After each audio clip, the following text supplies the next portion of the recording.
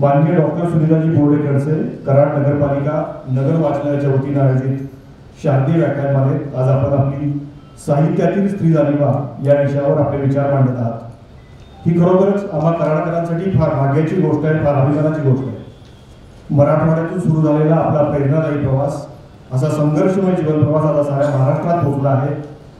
नकुशी असणारी ही फिंदरी आज साऱ्या स्त्री वर्गाचा आदर्श बनली। स्त्री ही साऱ्या विश्वाचा केंद्रबिंदू आहे, या तत्वावर आधारित आपलं सारं लिखाण आहे। आपली कविता कधीही स्त्रीची जागतिकता, दुबळेपण याचं गौरवीकरण करत नाही। आपली कविता रडणारी नाही, तर आपली कविता ही लढणारी आहे। स्त्रीचं आत्मभान जागवणारी आपली कविता आहे। आपल्या अस्तित्वाचा अजेंडा करताना आपण शनीचे अनेक गाव सण केलेत। आपल्या फिंदरी या जीवनकथेचा समावेश मुंबई विद्यापीठाच्या अभ्यासक्रमात झाला।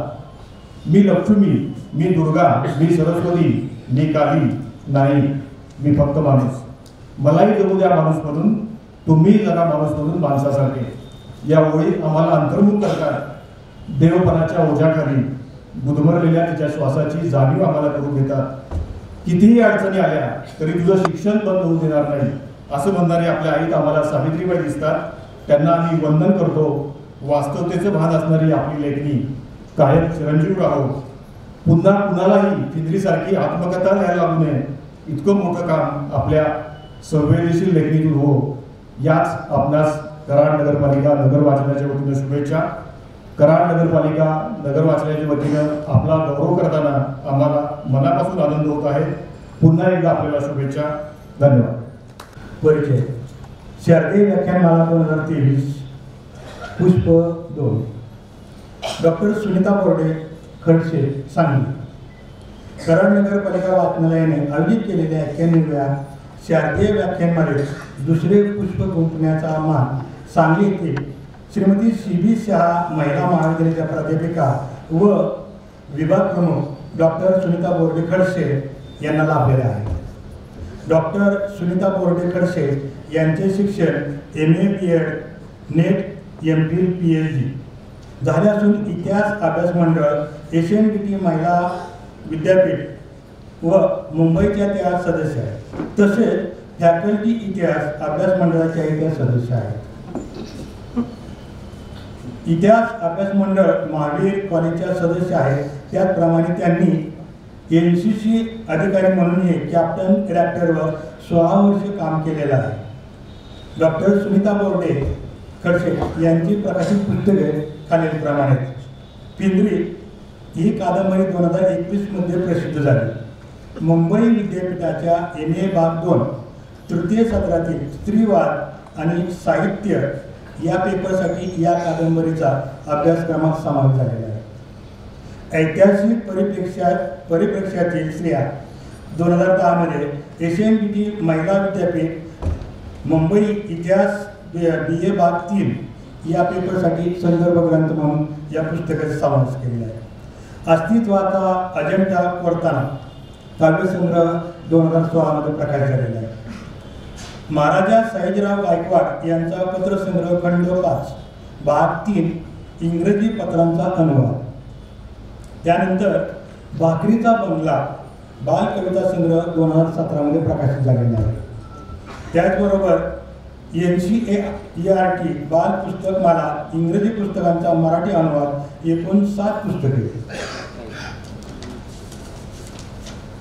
त्यानंतर सुनीता बोर्डे या अनेक पुरस्कारांनी सन्मानित झालेल्या आहेत। यामध्ये यशवंतराव चव्हाण सेंटर मुंबई यशस्विनी साहित्य सन्मान 2023, विशाखा काव्य पुरस्कार 2017, कवयित्री शैला सायनाकर पुरस्कार कोल्हापूर 2017, कलारसी अविनाश कोगले स्मृती पुरस्कार बेळगाव 2017, उत्कृष्ट बाल वाङ्मय पुरस्कार कोल्हापूर 2018, युद्ध आयडॉल पुरस्कार सांगली 2018 साली, शब्दरत्न साहित्य संमेलन सन्मान सांगली 2019, विश्वकर्मा साहित्य पुरस्कार 2021। त्याचबरोबर त्यांचे काही सामाजिक कार्य आहे। डॉक्टर सुनीता बोर्डे खडसे या आधार शैक्षणिक व सामाजिक विकास प्रतिष्ठानचे संस्थापक सचिव म्हणून कार्यरत आहेत। या संस्थेच्या माध्यमातून प्रामुख्याने मराठवाड्यातील आत्महत्याग्रस्त शेतकऱ्यांच्या मुलामुलींच्या शिक्षणासाठी, विधवा स्त्रियांच्या आर्थिक सक्षमीकरणासाठी विविध कार्यक्रम, जनजागृती कार्य करीत आहेत। महाराष्ट्रात विविध ठिकाणी सामाजिक विषयावर प्रबोधन करणारी व्याख्यानेही देत आहेत। महाराष्ट्र शासनाकडून डॉक्टर बाबासाहेब आंबेडकर यांच्या जयंतीनिमित्ताने आयोजित व्याख्यानमालेत ही व्याख्याने ते करत आहेत। त्यांचा विद्यार्थी दशेपासून समाज परिवर्तन चळवळीत सहभाग आहे। सत्यशोधक विद्यार्थी संघटना, क्रांतिज्योती सावित्रीबाई फुले विद्यार्थिनी मंच इत्यादी त्यांचे अनेक वर्तमानपत्रामधून आणि मासिकातून लेख, कथा, कविता, ललित लेख प्रकाशित होत असतात। त्यांचे अनेक आंतरराष्ट्रीय व राष्ट्रीय जर्नल्समधून 37 शोधनिबंध प्रकाशित, तसेच आंतरराष्ट्रीय व राष्ट्रीय परिषद व चर्चासत्रांमधून 50 शोधनिबंध सादर झाले आहेत। त्याचप्रमाणे त्यांनी विविध साहित्य संमेलनामधून निमंत्रित कवयित्री म्हणून सहभाग दिलेला आहे। मी डॉक्टर सुनीता बोर्डे खडसे मॅडम यांना विनंती करतो की त्यांनी साहित्यातील स्त्री जाणीवा या विषयावरील विवेचनास सुरुवात करावी। धन्यवाद। शिवफुले, शाहू आंबेडकर, जिजाऊ, सावंत, रमाई अशा सर्व महामानवांना मी माझ्या विवेचनाला सुरुवात करण्याआधीच विनम्र अभिवादन करते। महाराष्ट्राचाच नव्हे तर या देशाच्या राजकारणात ज्यांनी एक वेगळा आदर्श निर्माण केला आणि ज्यांनी एक वेगळी ओळख दिली असे आधुनिक भारताचे शिल्पकार, महाराष्ट्राचे शिल्पकार म्हणून आपण ज्यांना ओळखतो ते आदरणीय यशवंतराव चव्हाण साहेब। आणि ज्या कराडच्या मातीने हा कोहिनूर हिरा या देशाला दिलेला आहे, ही कराडची माती, ही कराड। आणि महत्त्वाचं म्हणजे आजच्या या सगळ्या कार्यक्रमासाठी अध्यक्ष म्हणून माननीय गायकवाड सर, आदरणीय तात्या इथे समोर बसलेले आहेत। आपणा सर्वांना मी सर्वप्रथम नमस्कार करते। खरं तर खाली मला ज्यावेळी आत वाचनालयात मी प्रवेश केला तेव्हा ते सगळी भव्यता पाहून आजवर मी पाहिलेल्या नगर वाचनालयामध्ये मला वाटतं सगळ्यात मोठं आणि सगळ्यात मोठं असं नगर वाचनालय आहे। हा माझ्यासाठी पहिला म्हणजे एक जनरल मी पहिल्यांदाच इकडे आले तर एक जनरल आयडिया घेऊन आपण येत असतो तर त्याला धक्का देणारी अशी ही वाचनालयाची इमारत आणि असं हे आयोजन, हॅट्स ऑफ यू। त्यानंतर मला दुसरा धक्का जो बसला तो म्हणजे खाली शिंदे सरांनी फोटो दाखवला आणि सांगितलं की हे आदरणीय पी.डी. पाटील सर आणि यांनी 40 वर्ष नगराध्यक्ष म्हणून काम केलेलं आहे। आणि मी थोड्या वेळ सरप्राईज शॉक झाले की 40 वर्ष म्हणजे आता जेवढं त्यात आणखी 5-6 मिळवलं की माझं वय होतं, तर तेवढी वर्ष एक शहर सांभाळणं आणि त्या शहराला एक नवा चेहरा देणं, एक ओळख देणं, हे काम खरंच खूप ग्रेट आहे। त्यांच्या स्मृतीने मी विनम्र अभिवादन करते। आणि तिसरा धक्का मला जो बसला तो त्यांनी सांगितले की तात्या येणार आहेत। तर जनरली आपल्या डोक्यात काय असतं की तात्या म्हटल्यानंतर मी एक इमॅजिनेशन केलं की तात्या असे असतील आणि त्यानंतर समोर पाहिल्यानंतर मला जो धक्का बसला की इतके तरुण तात्या असतील तर या कराड शहराचा जो विकासाचा चेहरा आहे तो आणखी तरुण होत आहे। तर एकदा तात्यांसाठी सुद्धा जोरदार टाळ्या।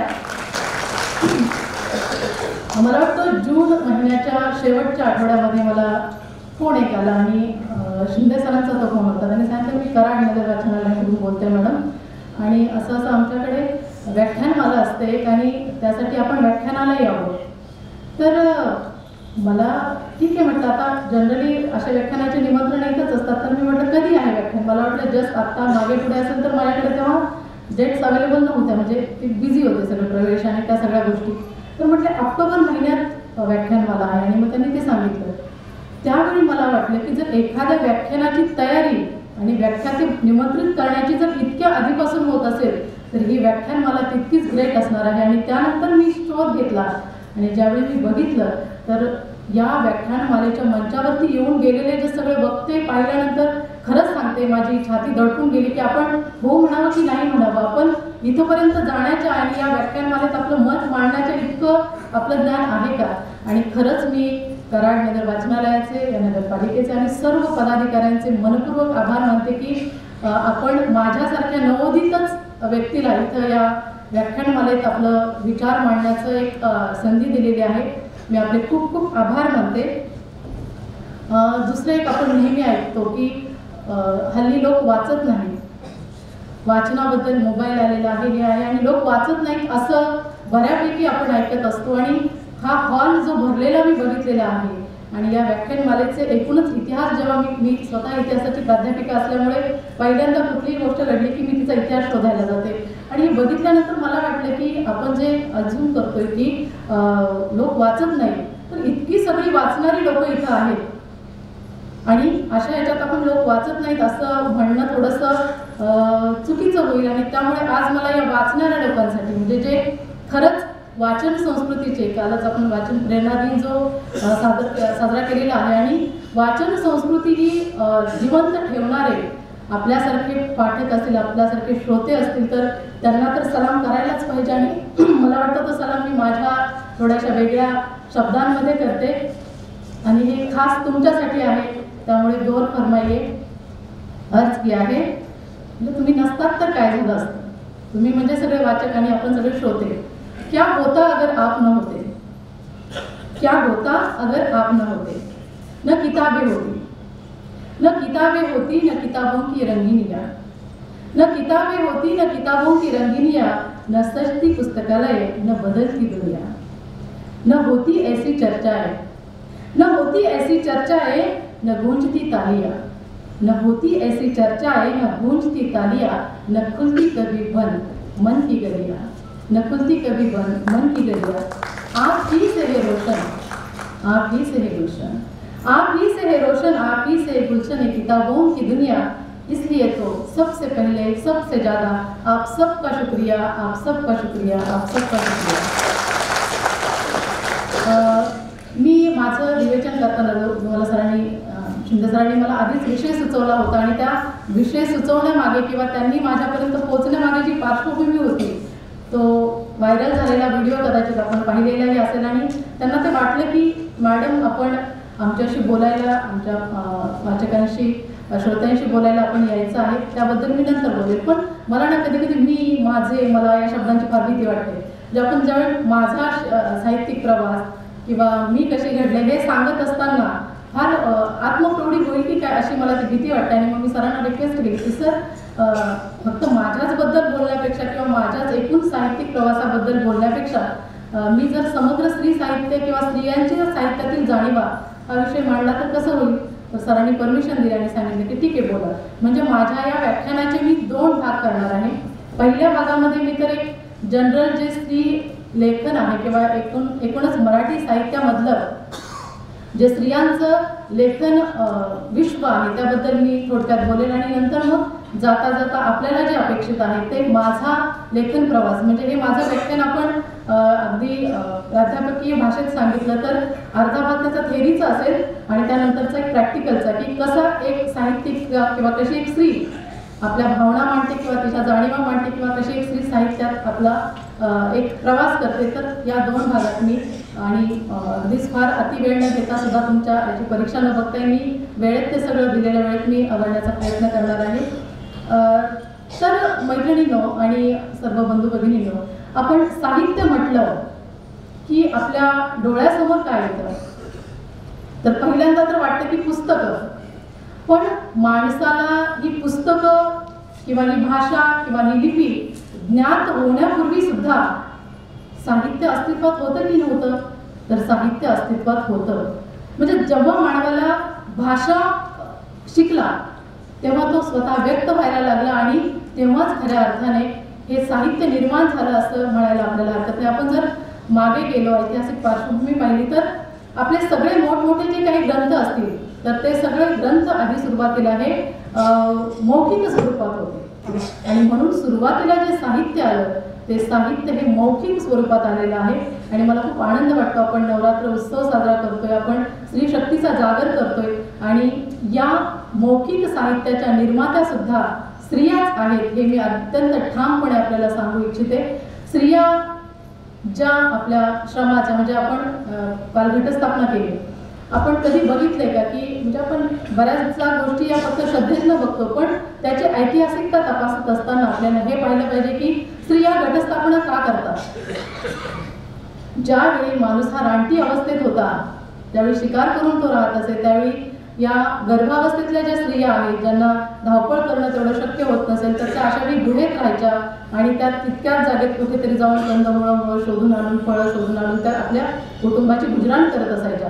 तर स्त्रीची नजर फार चाणाक्ष असते आणि तिच्या नजरेतनं कुठलीच गोष्ट सुटत नाही, हे सत्य आहे. आणि या चाणाक्ष नजरेने घेरलं की कुठला तरी एक पदार्थ असेल, कुठला तरी फळ असेल, कुठली तरी एक भाजी असेल, तर ती विशिष्ट काळातच येते. आणि जगातला सगळ्यात मोठा शोध जो लावला तो या स्त्रियांनी लावलेला आहे. आणि स्त्रियांनी तो शोध लावल्यानंतर त्यांनी काय केलं, तर मग काही विशिष्ट धान्य जे आहे त्या नदीच्या किनारी गाळपेरामध्ये त्यांनी पेरून बघितली, ती उगवतात का. आणि ती पेरल्यानंतर त्यांच्या लक्षात आले की अरे या धान्यासाठी आपल्याला थांबायची गरज नाही, दुसऱ्या सीझनपर्यंत आपण ते उगवू शकतो.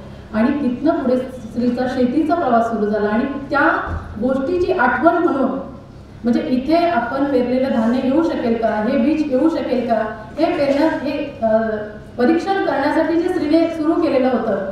आणि त्यातनं हा शेतीचा शोध लागला. म्हणजे जगातली सगळ्यात मोठी संशोधक असं जर म्हटलं तर ती कोण आहे, स्त्री आहे. आणि अशा सगळ्या स्त्रियांना आपण या निमित्ताने नमन करत असतो. ही भावना आपण त्यातनं समजून घेतली पाहिजे.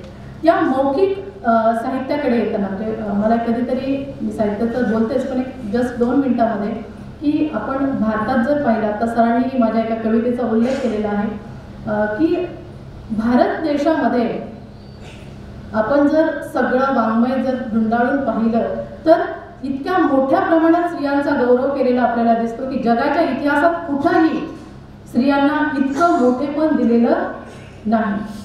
पण दुर्दैवाने आपण ज्यावेळी वास्तवाकडे येतो तर हे वास्तवाकडे येत असताना चित्र जरा वेगळं आपल्याला दिसतं की एकीकडे तुम्हाला देवी म्हणून डोक्यावर घेतलेलं आहे आणि दुसरीकडे मात्र तुमची रवानगी पायाचं पायतन. बाईला काय कळतं, बाईची अक्कल चुलीपर्यंत, अशा पद्धतीने म्हणजे एक तर डोकं नाही तर डायरेक्ट पाय, आधेमध्ये काही जागा स्त्रीला द्यायचं नाही. तर हे व्यवहारातलं सगळं आपल्याला दिसतं. म्हणजे तुमची शिक्षणाची देवता, विद्येची देवता सरस्वती आहे, पण स्त्रियांना शिक्षण नाकारायचं.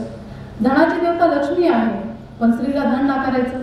शक्तीची देवता दुर्गा आहे, पण स्त्रीला कुठली शक्ती नाही. इव्हन अन्नपूर्णा ही अन्नाची देवता आहे, पण कित्येक स्त्रियांना कुटुंबातल्या सगळ्यांनी जेवल्याशिवाय खायला अन्नही मिळत नाही.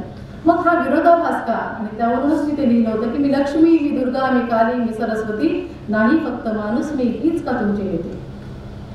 मला या व्याख्यानमालेच्या आयोजकांचे यासाठी कौतुक करावं वाटतं की स्त्रीचं फक्त कौतुक करून, स्त्रीला फक्त दैवत देऊन ते थांबत नाही, तर वेगवेगळ्या विषयांवरती ही जनजागृती करण्याची जी मोहीम आहे आणि तीच आत्ताच्या या घडीत खऱ्या अर्थाने गरजेची आहे असं मला वाटतं. आणि हे काम अत्यंत तन्मयतेने 90 वर्ष, म्हणजे हा काही जोक नाही आहे, 90 वर्ष एखादी परंपरा अखंडितपणे चालू ठेवणं आणि ती व्यवस्थितपणे पुढेही ती नेणं ही खूप मोलाची गोष्ट आहे. आणि त्यासाठी खरोखर हे नगर वाचनालय आणि सर्वच आयोजकाचे जे आहेत ते कौतुकास पात्र आहे असं पण मला सांगायला छान वाटते. आता बायकांच्या आपण मौखिक साधनाकडे किंवा बोलीभाषेकडे येऊया. बायकांच्या बद्दल सगळ्यात मोठा गैरसमज, म्हणजे गैरसमज म्हणा, समज म्हणा, काय जे असेल ते असेल, बायका फार बोलतात. त्या इतकं बोलतात आणि जोक असतो की एका रूममध्ये 100 बायका ठेवल्या कोंडून आणि त्या शांत बसल्या, हे असा एक जोक आपल्याला सांगितला जातो. बायका खूप बोलतात. बरं हेच नाही तर दुसरं एक सांगितलं जातं की बायकांच्या पोटात काहीच राहत नाही. म्हणजे आपण आता बघितलं की आता आपण 4G 5Gच्या नेटवर्कमध्ये आहे, पण हे 5G नेटवर्क जे आहे, म्हणजे 5Gचं आपण ऐकलंय, पण 5G नेटवर्क जे आहे ते किती फास्ट आहे. आणि त्या काळामध्ये जेव्हा कुठल्याही सोर्सेस नाही आहे, त्याला टेक्निकल सपोर्ट नाही आहे, पण मग या 5G नेटवर्कचा उपयोग आम्ही कसा करून घेतला.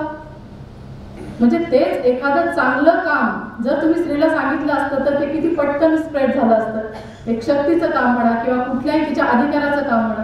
पण आपण काय केलेलं आहे, स्त्रीला फक्त टीका करण्यासाठी, तिची टिंगल टवाळी करण्यापुरतं असं सगळं वापरलेलं आहे.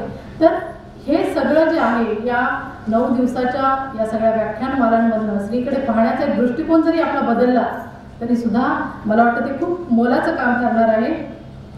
आता ही मौखिक परंपरा ज्यावेळी आपल्यात घेतो तर मग या स्त्रिया बोलतात ते आपण सांगितलंच, पण मग हे काय बोलतात, स्त्रिया नेमकं काय बोलतात, तर हा तसा संशोधनाचा विषय आहे. त्या का बोलतात हाही संशोधनाचा विषय आहे, कसं बोलतात हाही संशोधनाचा विषय आहे. आपण असं म्हणतो आणि थांबतो, आपण कधी संशोधनाला लागत नाही, पण पाश्चात्य देशात त्याच्यावरती संशोधन झालंय की या स्त्रिया नेमकं एकमेकीशी काय बोलतात, तासन तास काय बोलत असतील किंवा इतकं काय त्यांचं असं गुपित असेल की त्या बोलतात. तर त्यावेळी त्या संशोधनाचे जे निष्कर्ष निघालेले आहेत त्यातनं स्त्रिया स्वतःच्या मनातली घुसमट व्यक्त करण्यासाठी बोलतात, स्त्रिया स्वतःच्या मनातला राग व्यक्त करण्यासाठी बोलतात, स्त्रिया दुसरीला आधार देण्यासाठी बोलतात. एक लक्षात घ्या, बायका जर एकमेकींशी बोलल्या नसत्या, घरात तर बऱ्याचदा पुरुषांना किंवा घरातल्या इतरांना त्यांचं ऐकून घ्यायला वेळ नसतो, यांची काय बडबड ऐकायची, तर यांनी कुठं आपलं मन व्यक्त केलं असतं. आणि ही घुसमट जर बाहेर पडली नसती तर आपण आता म्हणतो ना की लोक न बोलल्यामुळे आत्महत्या करतात किंवा काय होतं, तर अशा किती स्त्रियांनी आत्महत्या केल्या असत्या. स्त्रिया बोलतात हे खूप चांगलं आहे. मग या कधी बोलतात, खूप सगळं काम असतं आणि या कामाच्या वेळी ज्यावेळी त्यांच्या शारीरिक शक्तीपेक्षा सुद्धा त्यांना प्रचंड काम करावं लागतं, अशा वेळी या कामाला सोबत म्हणून, या कामाला आपल्या या शक्तीला काहीतरी जरासा एक विरंगुळा म्हणून त्या बोलत असतात, त्या हे करत असतात. आणि त्यातनंच जो उदय झालेला आहे या मौखिक साहित्याचा त्यामध्ये येतं तुमच्या ओव्या. मग ओव्यामध्ये त्या काय बोलतात, त्या उगीच भरकटत काहीही बोलत नाहीये. आपण नुसता ओव्यांचा जरी अभ्यास केला तर आपल्याला दिसतं की ओव्या ते शिव्या, स्त्रियांचा प्रवास सोपा नाहीये. ओव्याही म्हणतात स्त्रियाच आणि शिव्याही देतात स्त्रियाच, पण त्या पाठीमागची मानसिकता जी आहे, त्यांची घुसमट जी आहे ती आपण कधी जाणून घेण्याचा प्रयत्न करतो का? हे जे आहे हे मौखिक साहित्य स्त्रियाने केलेलं. आईची येणारी आठवण, सासरी होणारा जाच, सासूकडनं होणारा छळ, नवऱ्याकडनं होणारं दुर्लक्ष किंवा मुलांकडनं होणारं दुर्लक्ष असेल किंवा एकूणच तिच्या ज्याही काही गोष्टी असतील कुणी ऐकून घ्यायला नाही, अशा वेळी ती काय करते तर ती त्या जात्याला सांगते. जात्यावरती दळण दळत असताना, आणि मी फार नशीबवान आहे तशी की मला माझ्या पणजीचा सुद्धा सहवास, मी अगदी बीएड होईपर्यंत माझी पणजी हयात होती आणि तिला खूप आवड होती या सगळ्या गोष्टींची. त्यामुळे माझ्याकडे जो ओव्यांचा संग्रह आहे, म्हणजे जो मी ॲक्वायर केला आहे किंवा जो माझं मी संचित माझं ठेवलेलं आहे, ते मला बऱ्यापैकी माझ्या आजीकडनं पणजीकडनं मिळालेलं आहे. मग मला नेहमी वाटतं की या बायका काय म्हणतात, तर याच्यात काय असतं की फक्त एक एक तुम्हाला उदाहरण म्हणून सांगते, कारण मला माहिती आहे पुढचा साहित्य केंद्रीचा प्रवासही तुम्हाला ऐकण्याची उत्सुकता आहेच. पण हे सगळं सुद्धा एक पार्श्वभूमी म्हणून किंवा एक लेखन प्रवास म्हणून आपल्याला माहिती असणं गरजेचं आहे. आईबद्दल, आईची आठवण काय म्हणते ती, आई आई करते आई साखर फुटाणा, आई आई करते आई साखर फुटाणा, आईचे शब्द गोड मला उठूशी वाटाणा. म्हणजे आई ज्यावेळी बोलत असते त्यावेळी तिचे शब्द जे आहेत त्याचे साखर आणि फुटाणे असे मला दिल्यासारखे आहे. ती बोलत राहते, तिने तिचं ऐकतच राहावं. याच्यापेक्षा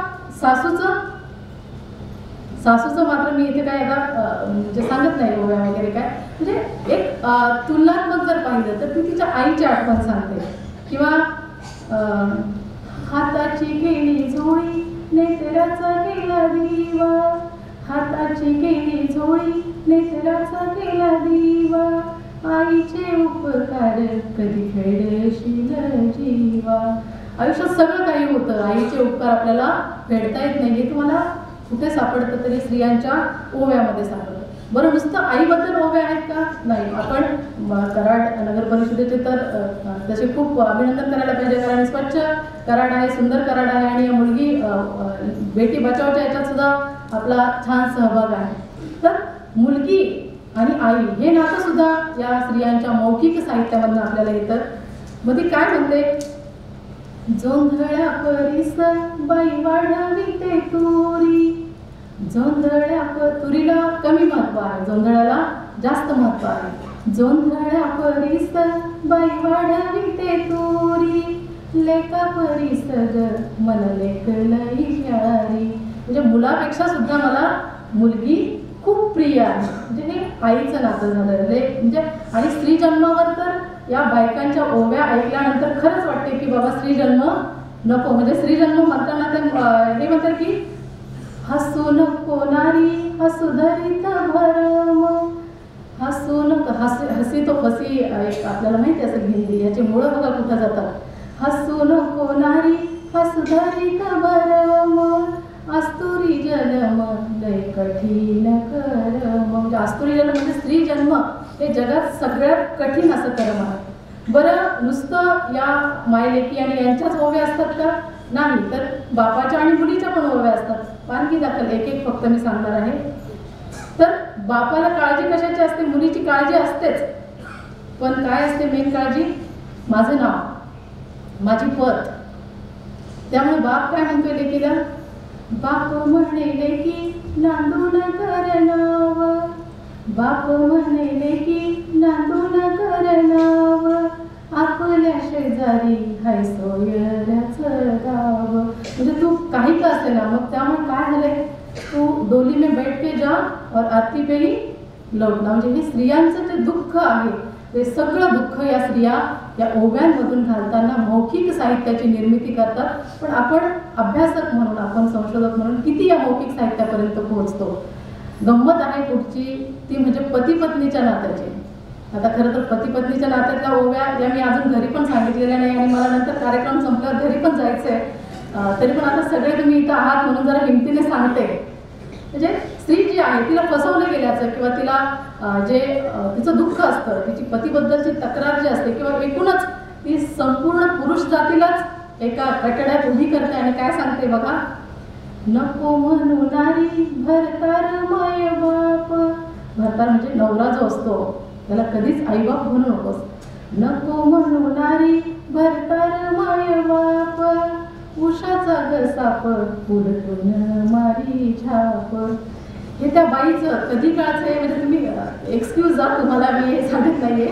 तर म्हणजे इतकं सगळं हे त्या ओव्या सगळ्या जर ऐकल्या तर आता स्त्रीवादाच्या बायका ज्या आहेत, अभ्यासक आहेत, काय त्याची ती मांडणी करणार आहे? इतकी अथांग अशी मांडणी या सगळ्या ओव्यांमधनं स्त्रियांच्या दिसते आणि त्यात त्या एकच म्हणतात, नको म्हणू नारी भरतार आपुला, अस्तुरी जन्म देव घालून चुकला. म्हणजे एकूणच स्त्री जन्माचं जे आहे हे स्त्री जन्म, त्यातलं दुःख हे सगळं तुम्हाला या स्त्रियांच्या साहित्यातनं जे आहे ते दिसतं. बरं, त्याही पुढे गेला की मग तुम्ही म्हणाल मौखिक परंपरा मॅडम फक्त हे ओव्याच आहेत का?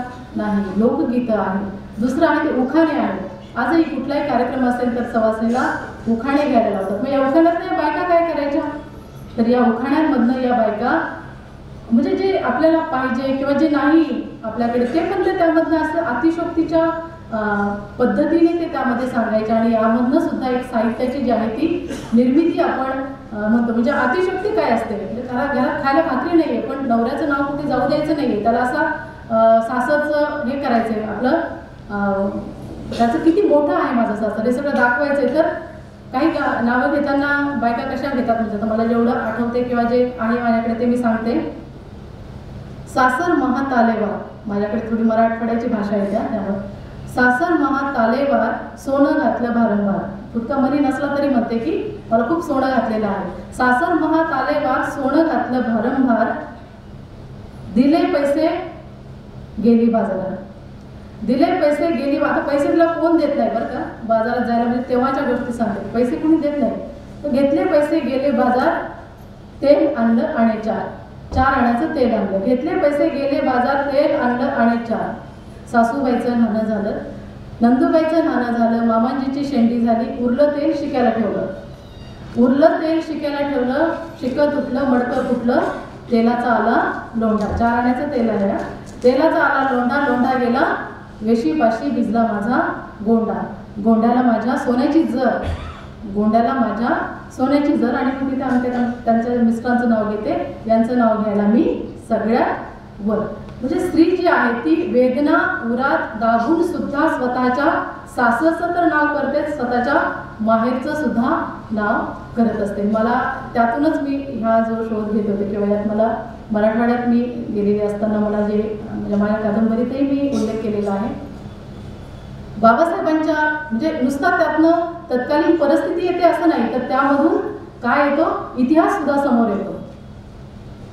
समजा नामांतर चळवळीचा इतिहास असेल तर त्या बायका नाव घेताना कसं म्हणतात, साहेबासाहेब बाबासाहेब, साहेबासाहेब बाबासाहेब, बाबासाहेबांच्या हातात कायद्याचं बुक, बोरगावात गाजलं खूप, बोरगावहून निघाली गाडी जाऊन पोचली औरंगाबादात, बोरगावहून निघाली गाडी जाऊन पोचली औरंगाबादात, औरंगाबादला 52 दारं, औरंगाबादला 52 दारं शिकायला आली पोरं पोरी, औरंगाबादला 52 दारं शिकायला आली पोरं पोरी, पोरापोरांचं मिलिंद कॉलेज, पोरी पोरांचं मिलिंद कॉलेज, मिलिंद कॉलेजची नागसेनभूमी, नागसेनभूमीची वाट थेट जाऊन गाठले विद्यापीठ गेट, विद्यापीठ गेटवर बाबाचं नाव नावासाठी झटले रंकनराव, विद्यापीठ गेटवर बाबाचं नाव नावासाठी झटले रंकनराव, रावतराव आमचे संतोषराव, रावतराव आमचे संतोषराव, संतोषरावचं नाव घ्यायला मला नाही लागत भाव.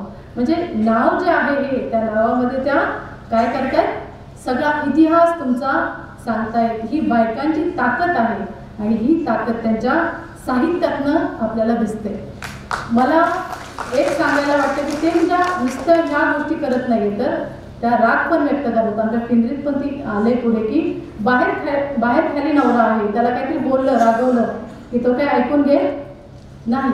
आणि अशा वेळी मग तो राग व्यक्त करायचा आहे तर तो कुठं करायचा, मग 4 बायका जमल्यानंतर आपल्या नवऱ्याला जी कोणी आवडत असेल तिच्या समोर जाऊन तिचं नाव घ्यायचं, ते पण संक्रांतीच्या वगैरे सणांमध्ये. आणि काय नाव, आकड्याची नथ तिला फकड्याचा दांडा, आकड्याची नथ तिला फकड्याचा दांडा, आणि यांनी कितीही ठेवला रांडा तरी शेवटी मीच लागेल झेंडा, शेवटी मीच लागेल झेंडा. म्हणजे अशा पद्धतीचं बायकांची या बुद्धीला चॅलेंज देता येत नाही. हे तेव्हाही होतं आणि आजही होतं. म्हणजे तुम्ही जर लिखित अलिखित साहित्य पाहिलं तर त्याचा अभ्यास करणं हे सुद्धा इतकं मनोरंजक आहे की सांगायला नको. पण आपल्याला त्यात फार काळ नाही रमता येणार. आपण लिखित साहित्याकडे येऊया. लिखित साहित्य म्हणजे काय की जिथं भाषेचा, लिपीचा आणि एकंदरीतच लिहिण्याचा शोध लागला तिथे आपल्याला नाही गंमत असते की आपल्याला बाहेरच्या देशातनं काही मिळालं ना की ते खूप ग्रेट वाटतं. आणि ते इतकं ग्रेट वाटतं कारण की ते कुणीतरी इंग्लिश नावं असणाऱ्या बायकांनी सांगितलेलं असतं किंवा काय. तुम्हाला माहिती आहे का की कॅरोलिना रीस डेव्हिड्स आणि आयबी वॉर्नर नावासारख्या या विदुषी होत्या. त्यांनी संशोधन केले आणि जगातलं सगळ्यात पहिलं लिखित साहित्य, जगातलं, भारतातलं नव्हे, जगातलं सगळ्यात पहिलं लिखित साहित्य भारतात तयार झालंय आणि तेही भारतातल्या स्त्रियांनी तयार केलंय. ही आपल्यासाठी किती आनंदाची आणि किती अभिमानाची गोष्ट आहे. कुठलं आहे हे साहित्य मग? आणि नंतरच्या काळात बघा त्याच साहित्याचा आधार घेऊन या पाश्चिमात्य बायकांनी स्त्रीवादाची मांडणी केली आणि परत येऊन तो स्त्रीवाद आम्हालाच सांगितला. आणि आम्ही काय करतोय, संदर्भ घेताना कुणाचे घेतो तर या स्त्रीवादांचे घेतो. तर सांगण्याचं तात्पर्य काय की इथे या मातीमध्ये थेरी गाथेसारखा ग्रंथ निर्माण झालाय आणि ज्याला खरंच तुम्ही म्हणजे खूप चांगले वाचक आहात आणि कधीतरी आयुष्यात एकदा तुम्ही थेरी गाथा वाचा. या थेरी गाथेतल्या स्त्रियांची विद्रोह जर पाहिला आणि त्यांची मांडणी पाहिली तर आजचा स्त्रीवाद त्याच्यापुढे फिका पडेल इतकी त्या सखोल अशी मांडणी करतात. मध्ययुगीन स्त्री संतांकडे जर आपण आलो तर अगदी संत मुक्ताबाई असतील, संत जनाबाई असतील, बहिणाबाई असतील किंवा अगदी अक्कमादेवी असतील, या स्त्रियांचं साहित्य जर आपण वाचलं तर या साहित्यामध्ये त्यांनी स्वतःच्या मनातली घुसमट, स्वतःच्या मनातला राग आणि बऱ्याचदा जनाबाईसारखी जी संत आहे तिला म्हणजे तुम्ही काय सारखं देवदेव करताय म्हणून त्यांना हेटाळणारी पण लोक होती. अशांना उत्तर देताना जनाबाईंनी हे केलेला अभंग तुम्हाला माहीतच असेल. डोईचा पदर आल्या खांद्यावर भरल्या बाजारी जाईल, हाती घेऊन टाळ खांद्यावरी विला हातामध्ये मना कोण करी. किंवा पुढे त्या म्हणतात की म्हणजे जी लोक ओरडतात किंवा त्यांच्या नावाने हे करतात ते पंढरीच्या पेटी मांडियेले पालं. फार म्हणजे इतकं ते अद्भुत आणि इतकं म्हणजे अंगावर रोमांच आणणारं आहे की त्या काळामध्ये असं सुनावणारी बाई आपल्या देशात होती. तर पंढरीच्या पेठे मांडियेला पाल, मनगटावरी तेल घाला तुम्ही. म्हणजे तुम्ही आता मनगटावर तेल घालून जरी आरडाओरडा केला तरी मी विठ्ठल भक्तीपासनं मागे हटणार नाहीये. आणि पुढे जाऊन त्याही पेक्षा म्हणतात की जनी म्हणे देवा मी झाले वेसवा, जनी म्हणे देवा मी झाले वेसवा, निघाले केशवा घर तुझे. म्हणजे जगाची किंवा कुणाची पर्वा न करता या संत स्त्रियांनी आपलं साहित्य जे निर्माण केलेलं आहे ते साहित्य दिशादर्शक आहे. आणि तुम्ही म्हणाल मॅडम हे आत्ता सांगण्याचं कारण काय, तर प्रत्येक वाचक जो असतो ना, प्रत्येक वाचक असतो त्या प्रत्येक वाचकामध्ये एक लेखक लपलेला असतो. काहींना तो सापडतो आणि काहींना उशिरा सापडतो आणि काहींना अजिबातच सापडत नाही. मला वाटतं तुमच्यात लपलेला लेखक असेल, लेखिका असेल, या व्याख्यानाच्या निमित्त बाहेर जर आली, थोडीफार जरी बाहेर आली, तर त्या व्याख्यानाचा कुठेतरी फायदा झाला असं मला वाटेल. बऱ्याचदा आपण एखादं पुस्तक वाचतो आणि अचानक क्लिक होतं की नाही, मी लिहायला पाहिजे, काहीतरी व्याख्यान ऐकतो आणि वाटतं की नाही, मला हे लिहायला पाहिजे. तर अशा अनेक हे ज्या आहेत या साहित्यात स्त्रियांनी जी कामं केलेली आहेत किंवा स्त्रिया ज्या आहेत, आता थोडक्यात मी मराठी साहित्यातल्या ज्या स्त्रीवादी किंवा स्त्रियांचे जे हे आहेत, आपण पाहिलं तर एक अगदी 1960 पर्यंत म्हणजे पूर्वी तर स्त्रियांना लिहिण्याचा वाचनाचा काही अधिकार नव्हता. असं म्हटलं जायचं की जर स्त्रियांनी वाचलं तर त्या अक्षरांच्या आळ्या होतात आणि त्या आळ्या ज्या आहेत त्या पतीच्या पोटात जातात. आता तुम्ही काउंट करा आपण रोज किती आळ्या खात असतील, कारण प्रत्येकाची बायको इथे वाचते. म्हणजे इतकं स्त्रियांच्या शिक्षणावरती बंधन होतं आणि त्यातूनही स्त्रिया लिहायला लागल्या. आणि 1960 पर्यंत ज्या स्त्रियांनी लिहिलं तर त्या स्त्रियांनी फार असं काही क्रांतिकारक वगैरे लिहिलेलं नाही, तर त्या चौकटीत राहून, पुरुष सत्तेच्या चौकटीत राहून त्यांनी लेखन केलेलं आपल्याला दिसतं. 60च्या नंतर आपण जर पाहिलं तर 90 पर्यंत म्हणा, तर हे 90 पर्यंत सुद्धा थोड्या फार प्रमाणात स्त्रिया थोड्या मोठ्या आवाजात बोलायला लागलेल्या होत्या, तरी सुद्धा हा आवाज जो आहे तो पितृसत्तेच्या याच्याकडे दबलेला असाच आवाज होता. 1990 नंतर एक मोठा बदल झाला आणि 1990 नंतरच्या एका बदलामध्ये खाऊजा धोरण, खाजगीकरण, उदारीकरण हे जे धोरण आहे, या धोरणाचा परिणाम असा झाला की इथे तुमच्या स्त्रियांचं वस्तूकरण झालं. तू चीज बडी आहे मस्त मस्त, म्हणजे स्त्री ही बाई म्हणून किंवा ती व्यक्ती म्हणून नाही, माणूस म्हणून नाही, वस्तू. आता तुम्ही जाहिराती बघा, प्रत्येक जाहिरातीमध्ये स्त्रीची गरज असो की नसो, स्त्री तिथे लागतेच. म्हणजे दाढी करण्याच्या तुमच्या क्रीमची जरी जाहिरात असेल तरी सुद्धा स्त्री आहेच, ब्लेडची जाहिरात असू दे स्त्री आहे, सगळीकडे स्त्रिया लागतात. बरं, त्यातील स्त्रिया अशा कशा चालत नाहीत, अगदी सुंदर स्त्रिया पाहिजे. म्हणजे सौंदर्याचं जे वारं आहे या काळामध्ये तुम्हाला दिसतं. आणि सौंदर्य म्हणजे बघा की गोरा पोरगा पण म्हणतो गोरी पाहिजे आणि काळा पोरगा पण म्हणतो गोरी पाहिजे. मग फेअर अँड लवली येणार कशी नाही सांगा तुम्ही. गोराही म्हणतो गोरी पाहिजे, काळाही म्हणतो गोरी. आता तुम्हीच सांगा पाहुणं, कुठं जातील काळा पोरी. या सुरुवातीच्या कालखंडामध्ये ज्या कादंबऱ्या आल्या, कथा आल्या, त्यामध्ये नायिकांची वर्णनं जर तुम्ही वाचली ना, आता वाचतच असाल तुम्ही, नायिकांची वर्णनं वाचली तर आमच्यासारख्या काळ्या सावळ्या पोरी अशा न्यूनगंडाने पछाडल्या होत्या. म्हणजे त्या नायिका अशा अगदी सुंदर, छान, गोऱ्या गोऱ्या पान, मग त्यांची नाक आणि डोळे आणि या सगळ्या, ह्या सगळ्यांमध्ये आपण पाहिलं तर स्त्री साहित्यामध्ये वस्तू म्हणून आलेली तुम्हाला दिसते. आणि हे वस्तूकरण जे आहे स्त्रीचं, हे वस्तूकरण नाकारणाऱ्या काही कादंबऱ्या ज्या आहेत त्या या काळात लिहिल्या गेल्या आणि त्याला नाकारण्याचं आणि त्याच्यावर आवाज उठवण्याचं जे आहे त्या कविता महाजन असतील किंवा गौरी देशपांडे असतील, यासारख्या ज्या स्त्रिया आहेत, यासारख्या ज्या लेखिका आहेत, त्यांनी हा विद्रोह केलेला तुम्हाला दिसतो. म्हणजे पूर्वी काही सांगायचं असेल किंवा काही बोलायचं असेल तर स्त्रियांची भाषा कशी असावी, म्हणजे आताही म्हटलं जातं की स्त्रियांनी अगदी हळू बोलावं. असं जोरात बोलायला लागलं की काय म्हणतात, तू गड्यासारखी बोलायला लागलीस. इव्हन जेवणाला बसताना सुद्धा स्त्रीने कसं बसावं, आता डायनिंग टेबल आले सोडा, पण पूर्वी जेवायला बसताना सुद्धा स्त्रीने एक पाय फोल्ड करून बसायचा. मांडी घालून बसलं तर म्हटलं जायचं काय गड्यासारखी बसलीस. तर या सगळ्या ज्या गोष्टी आहेत या साहित्यातून येत असताना स्त्रियांनी, या स्त्री लेखिकांनी एक जो स्टँड घेतलेला आहे आणि त्या स्टँड नंतर 1990 नंतर यामध्ये फार मोठ्या प्रमाणात तुम्हाला बदल झालेला दिसतात. आणि या सगळ्या स्त्रिया ज्या आहेत, मग एक गोष्ट होती की या लिहिणाऱ्या स्त्रिया कोणत्या, तर बऱ्यापैकी या शिक्षित होत्या आणि बऱ्यापैकी या उच्चवर्गीय शहरी स्त्रिया होत्या. त्यामध्ये दलित असतील, बहुजन असतील, अशा स्त्रियांची संख्या ही नगण्य होती. 2012 नंतर आपल्याला दिसतं की अशा सुद्धा सगळ्या स्त्रिया ज्या आहेत त्या यामध्ये यायला लागलेल्या आहेत. आणि या लेखनाच्या प्रांतामध्ये अशाच स्त्रियांमध्ये ज्यांनी आपलं जगणं मांडण्याची सुरुवात केलेली आहे, अशा एका स्त्रियांमध्ये असलेली एक स्त्री म्हणजे आज तुमच्यासमोर उभी असलेली सुनीता बोर्डे आहे. आणि आता इथं पुढचा दुसरा जो टप्पा आहे जो मला तुम्हाला सांगायचा आहे,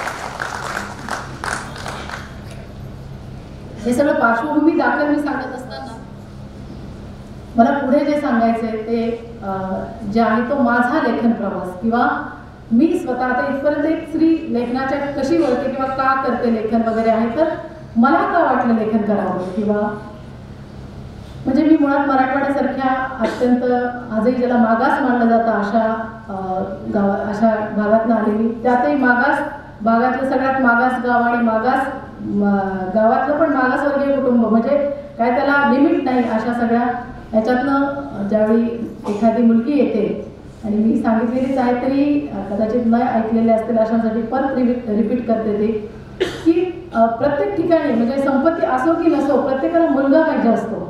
म्हणजे आजही कुणाला विचारलं की तुमचं नाव काय ते सांगू शकतील, वडिलांचं नाव काय सांगू शकतील, आजोबांचं नाव काय सांगू शकतील, पंजोबांचं नाव काय सांगू शकतील, एखादा दुसरा खापर पंजोबाचं नाव सांगू शकेल, त्याच्या मागची नावं आपल्याला सांगता येत नाही, तरी सुद्धा वंशाचा दिवा म्हणून कोण पाहिजे असतो, मुलगाच पाहिजे असतो. म्हणजे आपल्यालाच माहिती नाही आपण कुणाचा वंश चालवतोय, 4 पिढ्या सोडल्या तरीही वंशाचा दिवा मुलगाच पाहिजे असतो. आणि आमच्याही घरात वंशाचा दिवा म्हणून मुलगाच हवा होता, पण झाली दुर्दैवाने मुलगी. आणि मराठवाड्यात मुलीला फिंद्री असं म्हटलं जातं, तुम्हाला माहिती असेल फिंद्री म्हणजे काय, तर नको असलेली मुलगी, हेटाळणीच्या सुरात ते म्हटलं जातं. तर ही फिंद्री काय जन्माला आली, मला मुलगा हवा होता. आणि वडिलांनी मग काय ते दारूच्या नशेमध्ये, एक दारूची ती एक वेगळी नशा असते आणि तो एक वेगळा राजा असतो त्या ह्याच्यामध्ये तो माणूस, आणि राजाच्या घरात ही अशी पोरगी राजकुमार जन्माला यायचं सोडून मुलगी का जन्माला आली म्हणून बापाने त्या मुलीला पकडले आणि धरलं तसं लांब फेकून दिलं. फेकल्यानंतर असं जोरात फेकलं होतं ते की ते बाळ एकदम शांत झालं. आणि शांत झाल्यानंतर लोकांना वाटलं उगीच आता पुढची जास्तची कटकट नको, पोलीस आणि या सगळ्या भानगडी, पटकन बाळ शांत झालंय, त्याचा काय असेल तो अंत्यविधी करा, दफन करा आणि गोष्ट मिटवा. या सगळ्यांमध्ये त्या बाळाला छातीशी धरून आक्रोश करणारी ती आई आणि तिची भावना, आणि ती जोर जोरात रडत असताना काय निसर्गाचा चमत्कार झाला आणि ते बाळ श्वास घेऊन जोरात रडायला लागलं आणि त्याचा तो जीवनाचा संघर्ष जो आहे तो सुरू झाला. मग संघर्ष काही थोडा तिडका नाही, बापाने सांगितलेलं आहे की मला हिचं तोंडच बघायचं नाही, माझ्या डोळ्यासमोरच नको. म्हणजे अशा सगळ्या गोष्टी असताना त्या मुलीचं काय करायचं. मग आईने कुठेतरी जाऊन एका तालुक्याच्या गावामध्ये बघितलं, तिथे एक बोर्डिंग तिला सापडली आणि या बोर्डिंगमध्ये घेऊन ती गेल्यानंतर तिला ते सांगते की तुमच्या पाया पडत तुम्ही माझ्या मुलीला घ्या. तर ते सांगतात की नाही, इतक्या छोट्या मुलीला आम्ही घेत नाही, अहो स्वतःच्या हाताने आंघोळ करायला लागते, सगळं स्वतःचं आवरायला लागतं, आणि हिला आम्ही काय घेणार, मी तिला सगळं शिकवते, तुम्ही घ्या. तर तिला वेण्या कशा घालता येतील, तर आई म्हणते तुम्ही काळजी करू नका. आई घेऊन जाते आणि नावाला सांगते माझ्या पोरीची बापकट करा. बापकट म्हणजे बापकट नाही तर ही बापकट, म्हणजे तो बापकट करणं तिला शक्य असतं तर तिने तेही केलं असतं, पण तिला शक्य नव्हतं. आणि सगळी तयारी करून तिला शाळेत घालते, शिकवते. आणि हे शिक्षण घेत असताना म्हणजे तो संघर्ष आहे मोठा, तो तुम्ही कादंबरीत नंतर वाचणारच आहात किंवा वाचलाही असेल. म्हणजे दलित घरातल्या, दलित कुटुंबातल्या स्त्रीला आणि मुलीला असं शिक्षण घेणे ही काय त्या काळात, अगदी त्या काळात म्हणजे फार मागचा काळ नाही आहे, पण तरी अशी परिस्थिती मराठवाड्यात होती. आणि मग ही मुलगी कायम स्वरूपी हॉस्टेलला राहून शिकते, ती बोर्डिंग झाली की दुसरी बोर्डिंग असं करत करत. पण दुर्दैवाने 10वी नंतर तिला 11वी 12वीला बोर्डिंगच मिळत नाही. आणि बोर्डिंग मिळत नाही, मग अशा वेळी काय करायचं, तर ना इलाजाने घरात राहून शिक्षण घ्यावं लागते, कॉलेजला जावं लागते. रोज संध्याकाळी आईवडिलांचं भांडण, आईला मारणं, आपण स्वतः मार खाणे सगळं बघायचं, उठून कॉलेजला जायचं. पण बापाचं म्हणणं एकच आहे की शिकायचं नाही, पोरीने शिकून काय करायचं. आणि अशा वेळी 12वीची परीक्षा असताना, आणि यातला अगदी एक शब्द न शब्द सगळा आहे तसं सगळं घडलेलं फक्त मी तुम्हाला सांगते. आणि काय करायचं तर शिकायचं नाही, आणि 12वीची परीक्षा आहे आणि वडील तिचे सगळी पुस्तकं घेतात आणि विहिरीत नेऊन फेकतात. का तर आता पुस्तकच नाही, ना रहेगा बास ना बजेगी बासरी, आता कशी परीक्षा देईल, आणि पुस्तकं विहिरीत नेऊन फेकतात. वडिलांनी पुस्तकं विहिरीत फेकल्यानंतर मुलीला वाटतं की आपल्या जगण्याचा अर्थच काय, आपल्याला एकतर शिकायला मिळत नाही, रोजचं हे सगळं असं आहे. आणि मग काय करायचं तर आपण स्वतः विहिरीत जीव द्यायचा. आणि ती जाते सगळं होतं, पण ती लोक कसे तरी करून आपल्यासारखे सुहृदय लोक असतील ते तिला वाचवतात. आणि तिथनं पुढे हा संघर्ष सुरू होतो. त्यावेळी ती ठरवते की नाही, आता एकदा वाचवलं असेल ठीक आहे, पण मी काय रोज थोडंच सगळे मला वाचवणार आहे, हे नकोच, हे जीवनच नको, आपण मरायचं आहे. अशा वेळी त्या विद्यार्थिनीचे शिक्षक जे असतात, ते एक शिक्षक येतात आणि ते तिच्याशी बोलतात आणि तिला सांगतात की तू हे घे आणि वाच, तुला मरायचं आहे ना, तू मरण्याच्या आधी किमान हे तरी वाच, तू एकदा वाच. तू पुस्तक जेव्हा वाचशील तेव्हाच तू वाचशील. कारण पुस्तक माणसाला कधीच एकटं पडू देत नाही आणि पुस्तक माणसाला कधीच मरूही देत नाही. पुस्तक माणसाला जगायला शिकवतं. आणि त्या क्षणी त्यांनी तिला ते पुस्तक वाचायला दिलं. ते जिल्हा परिषदेच्या अशा शाळेत शिक्षक होते आणि त्या ग्रंथालयातनं ते पुस्तक आणायचे. एक पुस्तक संपलं की लगेच दुसरं पुस्तक आणून द्यायचं. तुम्हाला ही गोष्ट माहिती आपल्याला हे माहिती असेल की ज्यावेळी पुंडलिकाच्या भेटीला तिथे विठ्ठल आलेले आहेत तर त्यावेळी त्यांनी काय सांगितलं की मी माझ्या आईवडिलांची सेवा करतोय आणि माझी सेवा संपेपर्यंत तू तिथे विटेवरती थांब.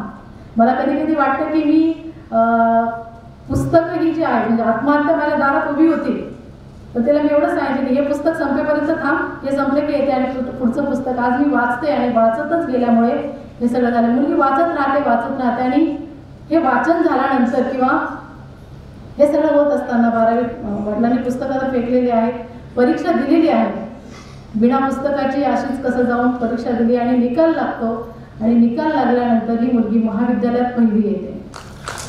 महाविद्यालयात पहिली आल्यानंतर काही दिवसांनी घरात एक पोस्ट कार्ड येतं आणि पोस्ट कार्डमध्ये लिहिलेलं असतं की आपल्या पाल्याचा सत्कार आहे, आपल्या मुलीने कॉलेजमध्ये पहिला नंबर घेतलाय आणि आपण सत्काराला जायचं आहे. आता हा सत्कार जो असतो जी शाळा जी असते जिथे वडील कामाला असतात तिथल्या सगळ्यांच्या साहेब लोकांच्या मुलींना मागे टाकून आपली मुलगी पुढे आली, पहिला नंबर घेतला, याचं आईला अपार कौतुक. पण वडिलांनी सांगितले घराच्या बाहेर पाय टाकला तर पाय मोडून हातात देईल, सत्काराला जायचं नाही. मुलगी विनंती करते की मग तुम्ही येणार नसाल तर आईला तरी घेऊन जाऊ का. तर त्या सत्काराच्या बदल्यात तिथे जाण्याच्या बदल्यात आईला आणि मुलीला दोघींनाही भरपूर यथेच्छ मान मिळतो. मला वाटतं जगात 12वीत पहिला नंबर आला म्हणून असा सत्कार झाला असणारी ती एकमेव मुलगी असेल. तर हे सगळं होत असताना मला एक फक्त तुम्हाला या निमित्ताने सांगायचं की परिस्थिती कितीही वाईट असू दे हारायचं नाही. हे जे तत्व आहे हे पुस्तकाने दिलेलं तत्व आहे आणि हे तत्व जे आहे किंवा ही मनोभूमिका जी आहे ती प्रत्येक वाचकाची तयार व्हावी. हे होत असताना म्हणजे प्रत्येक टप्प्यावरती आयुष्याच्या ही पुस्तकं मदतीला आलेली आहेत आणि या पुस्तकांनी दिशा दाखवलेली आहे.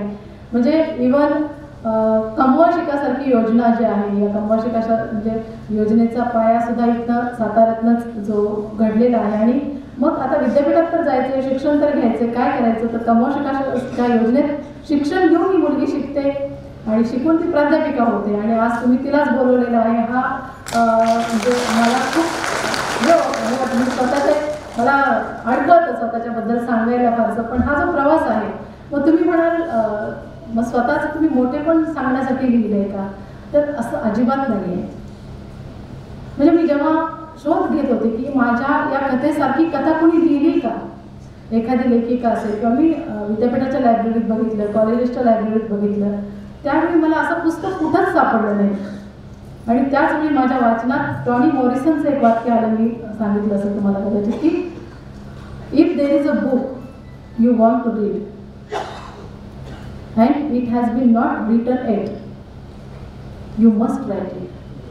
म्हणजे असं एखादं पुस्तक आहे जे तुम्हाला खूप वाचायचंय, मनापासून वाचायचंय आणि काय आहे तर हे पुस्तक वाचायला उपलब्धच नाही किंवा तशा पद्धतीचं पुस्तक लिहिलंच गेलेलं नाही तर तुम्ही स्वतः ते पुस्तक लिहायचं आहे.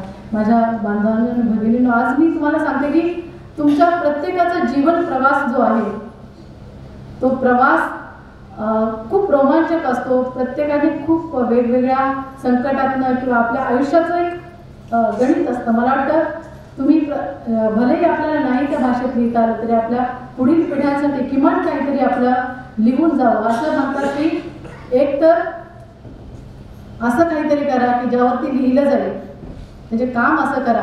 म्हणजे आता समजा आपण जर पाहिलं स्वर्गीय यशवंतराव चव्हाण सरांचं काम, तर असं काहीतरी काम आहे की कित्येक लोकांनी त्याच्यावरती लिहिलेलं आहे. म्हणजे त्यांच्या कामाबद्दल लेखन जे आहे ते करायला लोकांना प्रेरणा मिळाली आहे. म्हणून असं काहीतरी लिहा, असं काहीतरी काम करा की ज्यावरती लिहिलं जाईल किंवा मग असं काहीतरी लिहा की जे वाचलं जाईल. तर या दोन्ही पर्याय सगळे आपल्या समोर आहे. तर मग मी लिहिते का, तर मी लिहिते हे फक्त माझं दुःख मांडण्यासाठी मी अजिबात लिहित नाही. तसं लिहायचं असतं तर ही कादंबरी 20 वर्षाच्या पूर्वीच आली असते. मी लिहिते ते माझ्या अवतीभोवती असलेल्या असंख्य स्त्रिया आहेत त्या स्त्रियांचं जगणं, म्हणजे त्यापैकी बऱ्याच जणींना बोलायचं आहे पण ते बोलता येत नाही. माझ्या कादंबरीत एक प्रसंग आहे सुरत वहिनीचा. म्हणजे लहान वयात लग्न झालेलं आहे, नवरा अतिशय मारतो आणि अशा याच्यामध्ये तिच्या पोटात गर्भ आहे आणि गर्भ असताना तिला उपाशी ठेवलं जातं, तिला म्हणजे कामाला लावलं जातं असं वेगळं आणि वरून मार मिळतो.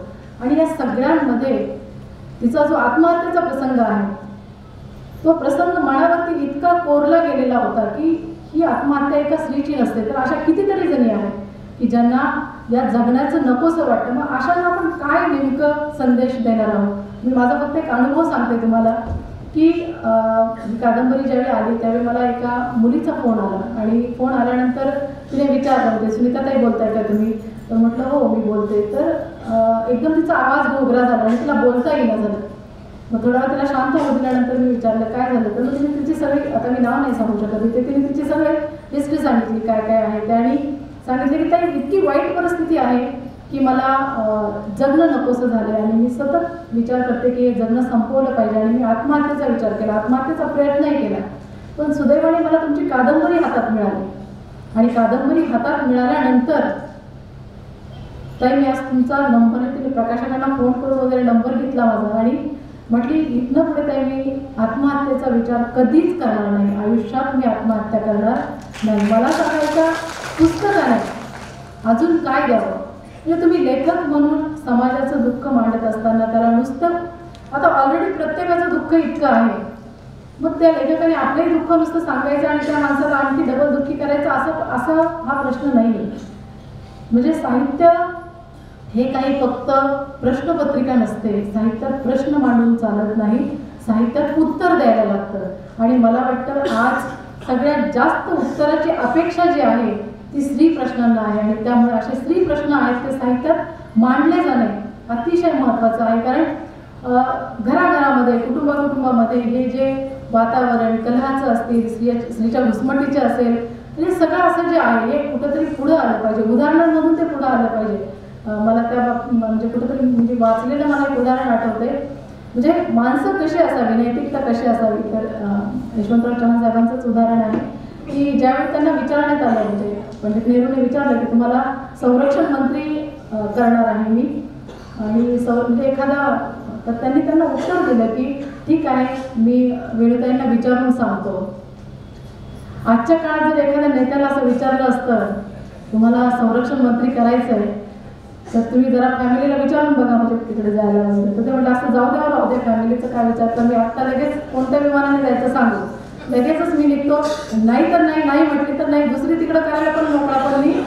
म्हणजे हे सगळं असं जे आहे तर ही उदाहरणं जी आपण आपल्या जीवनातलं देतो, म्हणजे एक सहजीवनाचं उदाहरण कसं असावं याचं सर्वोत्तम उदाहरण माझ्या वाचनातलं आलेलं जे आहे ते पहिलं तर जे आहे ते मला वाटतं, म्हणजे मला वैयक्तिक, प्रत्येकाचं वेगळं असू शकतं, महात्मा फुले आणि सावित्रीबाई फुले. बायकोला मूल होत नाही म्हणून तुम्ही बायको सोडा आणि दुसरं लग्न करा असं ज्यावेळी त्यांना सांगितलं जातं त्यावेळी काय उत्तर देतात ते की दोष तिच्यातच आहे, कशावरनं, दोष माझ्यात पण असू शकतो आणि जर तुम्हाला लग्नच करायचं तर तिचं पण करा आणि माझं पण करा, तिचं दुसरं लग्न करा, माझं दुसरं लग्न करा. कुठून येते इतकी जी म्हणजे उच्च विचारसरणी आहे. सेम तसंच डॉक्टर बाबासाहेब आंबेडकर आणि रमाई यांचं सहजीवन, पतीसाठी आपलं अख्खं आयुष्य वेचणारी ही स्त्री आहे आणि तितकंच प्रेम पत्नीवरती करणारे ही उदाहरणं जे आहेत. आणि त्याच उदाहरणामध्ये पुढे यशवंतराव चव्हाणांचं सुद्धा मला, वेणुताईंचं आणि त्यांचं सहजीवनाचं उदाहरण मला खूप आवडतं. सांगण्याचं तात्पर्य काय की ही जीवनातली जी चांगली उदाहरणं आहेत, आपल्या जीवनातली उदाहरणं आहेत ती इतरांच्या समोर आपण साहित्याच्या माध्यमातूनच ठेवू शकतो. म्हणजे सुनीता बोर्डेला कादंबरी लिहावी वाटली, सुनीता बोर्डे ही कोणी व्यक्ती म्हणून मोठी व्हावी म्हणून नाहीये, तर तिने जो संघर्ष केला, तिला जे भोगावं लागलं ते कुणाला भोगावं लागू नये आणि त्या पुस्तकातून कुणीतरी एक 4 ओळी तरी त्याचा संदेश घ्यावा. मला ज्यावेळी मी कादंबरी लिहिली आणि फिंद्री हे नाव द्यायचं फायनल केलं त्यावेळी मला सांगितलं गेलं की ते फिंद्री नाव तेवढं बदला, म्हणजे कशाला आता नकोशी मुलगी कशासाठी, तर म्हणजे मला स्वतःलाच फिंद्री पण नको आहे, तरी सुद्धा तुम्ही फिंद्री नाव कशाला देताय, आता त्यामुळे फिंद्री एक नवीन ओळख होईल. तर त्यावेळी मी सांगितले की ही फिंद्री कादंबरी जी आहे ती पहिली आणि शेवटचीच असावी, यानंतर अशा पद्धतीची कादंबरी लिहिलीच जाऊ नये, कोणत्या मुलीवरती ती लिहिण्याची वेळच येऊ नये. आणि मला एकच फक्त त्यातनं संदेश जो द्यायचा होता की आपण जे शिक्षण घेतो, आपण जे संघर्ष करतो, जे लढतो, ते फक्त आपल्यासाठी नाही आहे, तर ते एका समाजासाठी एक उदाहरण असावं. म्हणजे तुमच्या कादंबरीने कुठेतरी जगण्याचा एक संदेश लोकांना द्यावा. हे अनुभवत असताना मला एक आणखी आठवतं की साहित्यिक म्हणून आपण काय देतो. म्हणजे मी काय फार मोठी साहित्यिक नाही आहे, जसं जमेल तसं थोडंफार लिहिते एवढंच. तर स्त्रियांचं जगणं मी मांडत असताना मी बऱ्याचदा कविता करते, कथा लिहिते, कादंबरी तर आहेच. म्हणजे मला वाटतं कादंबरी जेवढं सांगत नाही तेवढी कविता फार लवकर सांगते. म्हणजे स्त्री आहे, मी एक कविता केली त्याने बऱ्याच लोकांना तुमच्यासमोरही सांगते. या नवरात्रीच्या निमित्तात त्यात काय तुम्हाला वाटते का बघा. जगण्याची एक सर्कस त्यात नात्यांचं रिंगण, जगण्याची एक सर्कस त्यात नात्यांचं रिंगण, रिंगणात एक विदूषक नाव त्याचं श्रीजीवन. खेळ रंगतो जसा तसं बदलते ती रूप, अश्रू दडवत पापण्या आड हसवते सर्वांना खूप. मुलगी बहीण पत्नी माता कुणाची बनते, मुलगी बहीण पत्नी माता कुणाची बनते, नानी काकी मामी आजी कित्येक रूप बदलते. नात्यांच्या या तारेवरती बेमालूम तिची कसरत, सोसत यातना हजारो स्वतः जगते पदर पसत. अगं रिंगण हे नात्यांचं, सांग कधी तुला सुटणार, सांग कधी तुझी ओळख तुला तू म्हणून पटणार, सांग कधी तुझी ओळख तुला तू म्हणून पटणार. आपण सगळं काही असतो, म्हणजे स्त्री आहे ती सगळ्या नात्यांमध्ये असते, फक्त तिला एकच नातं तिचं माहिती आहे, तिचं स्वतःचं असलेलं स्वतःशी. आणि मला वाटतं स्त्रियांच्या साहित्य जाणीवा आणि साहित्य लिहित असताना आपला खारीचा वाटा म्हणून आपण फक्त तिला तेवढी ओळख जरी तिच्या स्वतःशी करून देण्याचं काम केलं तरी सुद्धा खूप मोठं आहे. आई म्हटलं की सगळ्यांना माहिती आहे. आज मी तुम्हाला, माझ्या बहिणी इथे बसलेल्या आहेत, तुमच्याही मुली आहेत, पत्नी आहेत, घरात सगळ्या स्त्रिया आहेत. माझा हा संदेश फक्त त्यांच्यापर्यंत पोहोचवा की काही नाही झालं तरी या पंच आ जे आहेत, आपल्याला पंचप्राण माहिती असतात, पंचशील माहिती असतात, हे 5 आ जे आहे आयुष्यामध्ये ते आपल्या मुलीच्या मनावर बिंबवा. ते आपल्या संपर्कात येणारी जी स्त्री असेल तिला ते तुम्ही नक्की सांगा. त्यातला एक आ जो आहे ना तो सगळ्यांना माहिती असतो, तो आहे आईतला. आणि बाई इतकी गुरफटून जाते त्या आईतल्या आ मध्ये, त्यामुळे तिला बाकीच्या सगळ्या गोष्टी या गौण वाटायला लागतात. आणि इतकं मातृत्वाचं गौरवीकरण केलेलं असतं की पोरगा खूप चांगला झाला तर तो बापाचा पोरगा असतो, आणि वाट चुकला तर म्हणतात काय शिकवलं असतं त्याला. म्हणजे दोष कुणावर राहतो, आईवर. साधं छोटं बाळ घ्या तुम्ही, त्या बाळाचं सगळं आईने करायचं. बाळ खेळत असेल तर त्याला छानपैकी बाप घेऊन फिरणार, पण बाळाने जर त्याच वेळी शिशू केली की अगं पकड यायला घे, म्हणजे ती कामं कुणाची, सगळी त्या स्त्रीची आहे. म्हणजे हा पहिला आ जो आहे त्या आ मध्ये स्त्री गुरफटलेली आहे. तिने थोडासा स्वतःचाही आ पाहिला पाहिजे. आणि हा दुसरा जो आहे तो आहे आत्मभान. हे आत्मभान स्त्रीला साहित्यातून देण्याचा थोडा का होईना प्रयत्न अनेक साहित्यिकांनी केलेला आहे, आणि ही परंपरा आपण चालू ठेवली पाहिजे. जोपर्यंत आत्मभान येत नाही, मी कोण आहे, म्हणजे मी नुसतीच फक्त एक अशी रिंगणात फिरणारा विदूषकासारखं माझं जीवन आहे का, तर नाही, तर मी स्वतः कोण आहे हे जोपर्यंत कळत नाही तोपर्यंत तिसरा आ जो आहे तो आहे आत्मविश्वासाचा आ. तो आ स्त्रीपर्यंत पोहोचत नाही. आणि हा आत्मविश्वासाचा आ आहे, तर हा आत्मविश्वासाचा आ आल्याशिवाय स्त्री आत्मनिर्भर होत नाही. तुमच्याकडे आई आहात, आत्मभान आहे, आत्मविश्वास आहे, आत्मनिर्भरता जिच्याकडे असेल, हे भविष्य किंवा हा काळ इतका आहे की जोपर्यंत स्त्री आर्थिकदृष्ट्या स्वतःच्या पायावर उभी नाही तोपर्यंत तिने समाजात किंमत नसते. हे लक्षात ठेवा. हे बायकांना जास्त चांगल्या पद्धतीने समजेल असं मला वाटतं. आणि शेवटचा जो आहे तो हे सगळे आ असल्यानंतर तुमच्याकडे असतो तो आत्मसन्मान. तुमच्या मुलीला शिकवा, तुमच्या आईला सांगा, पत्नीला सांगा. हे 5 आ जे आहेत ते आयुष्यामध्ये बायकांच्या. आणि मी माझ्या साहित्यातनं काय करते तर मी फार काही वेगळं मोठं आणि भव्य दिव्य करायला जाते असं अजिबात नाही आहे. तर मी फक्त काय करत असते तर ह्या स्त्रियांमध्ये कुठे आपल्याला कशा पद्धतीने हे पेरता येईल एवढं मी सांगते. आणि त्याचाच माझा हा नेहमी प्रयत्न असतो. एक दुसरं फक्त उदाहरण देत असते. जगणंच फक्त शिकवायचं असं नाही आहे, तर मी एक कवितेतनंच उदाहरण देते. कारण आपल्यापैकी पण बरेच जण कवी असतातच आणि कवींना घरात कोण ऐकत नाही, त्यामुळे माहीत मिळालं की कवी कविता सांगितल्याशिवाय राहत नाही. म्हणजे कॉलेज जीवनामध्ये बघा 2 प्रकारचे कवी असतात. म्हणजे एक प्रत्यक्ष प्रेमात पडतात ते कवी असतात, आणि त्यांना ते प्रेमात पडल्यामुळे त्यांना काय बाकी कविता लिहायला काय आणि अभ्यास करायला काय कशालाच वेळ नसतो. पण जे दुसऱ्या प्रकारचे असतात की नाही ते पण प्रेमात पडतात, पण त्यांना समोर उचलायलाच कोण नसतं. हे आपले एकटेच पडतात आणि एकटेच कविता लिहित असतात. म्हणजे असे जे असतात ते आणि लिहितात इतकं भारी की काय सांगायची सोय नाही. तर या अशा कवी ज्या आहेत आणि ह्या कविता ज्या आहेत तर म्हणजे आम्ही कधी काळी प्रेमाच्या कविता केल्या, पण नंतर लगेच लक्षात आलं की हे काही खऱ्या गोष्टी नाही. असा कोणीतरी राजकुमार घोड्यावर बसून वगैरे असा काही येत नसतो. जो आपल्याकडे आहे आपला आहे तोच आपला राजकुमार आणि तीच आपली राजकुमारी. हे भान जे असतं ते नंतर नंतर मॅच्युरिटी नंतर आपल्याला येत असतं. तर सांगण्याचं तात्पर्य काय की मग कवितेकडे वळत असताना आपल्या कवितेने काय द्यावं, तर अनुभव सांगते की कवितेने आपल्याला काय द्यावं यापेक्षा कवितेने समोरच्यांना काय द्यावं. 2016 साल असेल कदाचित ते, आणि त्यावेळी सकाळच्या सप्तरंगमध्ये माझी एक कविता प्रकाशित झाली होती. त्या कवितेचं नाव होतं तो. कविता एकदा सांगते म्हणजे कशा पद्धतीने जगणं आणि या गोष्टी बरं सांगते, म्हणजे सस्पेन्स थोडासा आहे त्यामध्ये, तुम्ही नंतर ठरवा. तो नावाची कविता होती. कविता अशी आहे. हे बघ मला नाही आवडणार, हे बघ मला नाही आवडणार तुझं असं भर रस्त्यात चौकात झपाटल्यागत भेटणं. हे बघ मला नाही आवडणार तुझं असं भर रस्त्यात चौकात झपाटल्यागत भेटणं, 4 चौकात झडप घालून घट्ट मिठीत घेणं. यायचंच असेल तुला तर मी सांगते तसा ये. अगदी मध्यरात्री अंधारात सगळे गाढ झोपेत असताना हळूच पाय न वाजवता ये. दाराबाहेर मॅट खाली बघ किल्ली ठेवलेली असेल, दाराबाहेर मॅट खाली बघ किल्ली ठेवलेली असेल. हळूच दार उघड. हॉलमधून उजवीकडे बेडरूमकडे बघ, हॉलमधून डाव्या हाताला बेडरूमकडे बघ. आताशावी लावलेलीच नसते कडी बेडरूमच्या दाराला आतून, पण तू काळजी घे दार कुरकुरणार नाही याची. मंद निळसर 0 बल्बच्या उजेडात क्षणभर निरखून पहा माझा चेहरा. झालंच तर टाक एक कटाक्ष शेजारी झोपलेल्या माझ्या पतीवर. पलीकडेच असतील गाढ झोपेतील माझी 2 पिल्लं. त्यांना पाहून लाजलास तर मग आलाच तसा हळूच पाय न वाजवता माघारीचा. आणि नसलासच जाणार माझ्याशिवाय तर अलगद उचलून कवेत घे. हळूच आलाच तसा बाहेर पड. दार बंद करून पुन्हा चावी मॅट खाली ठेवायला विसरू नकोस. बघ हा असा शहाण्यासारखा वागलास तर कुणाची विषाद आहे. मृत्यू वाईट असतो म्हणायची.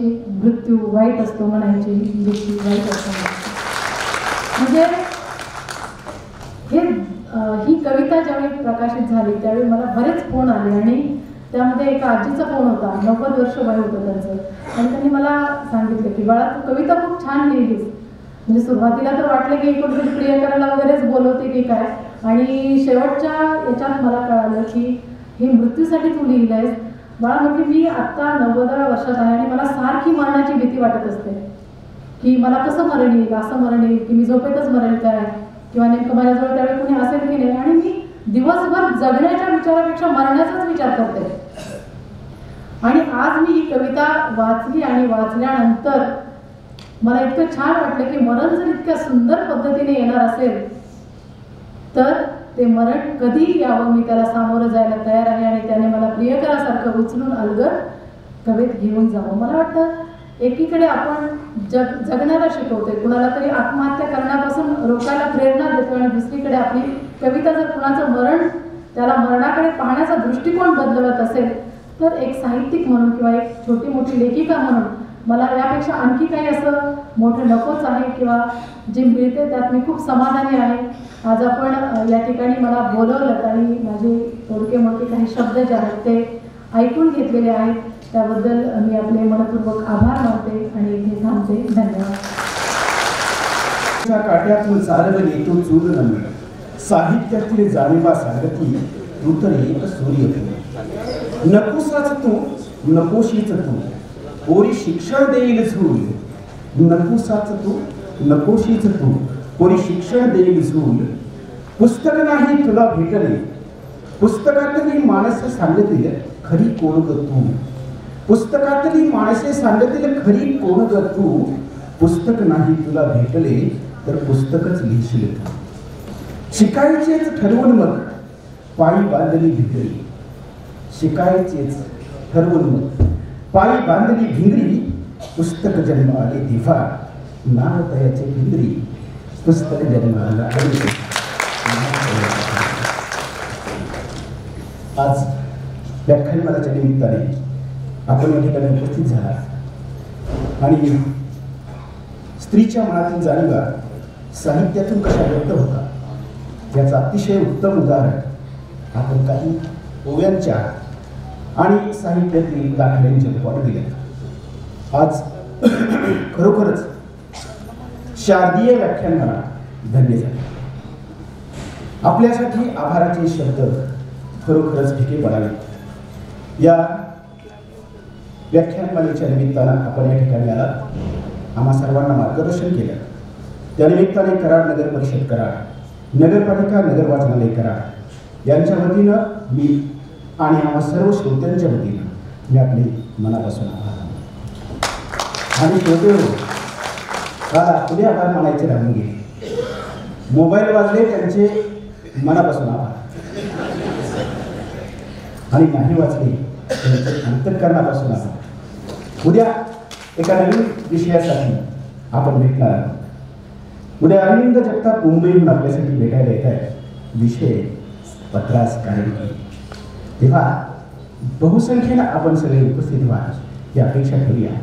आणि यानंतर आता आपण आपली रजा घ्यायला काही हरकत नाही. पुनश्च एक आजच्या वक्त्यांचे खूप खूप धन्यवाद. KMS न्यूज, स्पंदन मरांचे, नाते आपुलकीचे.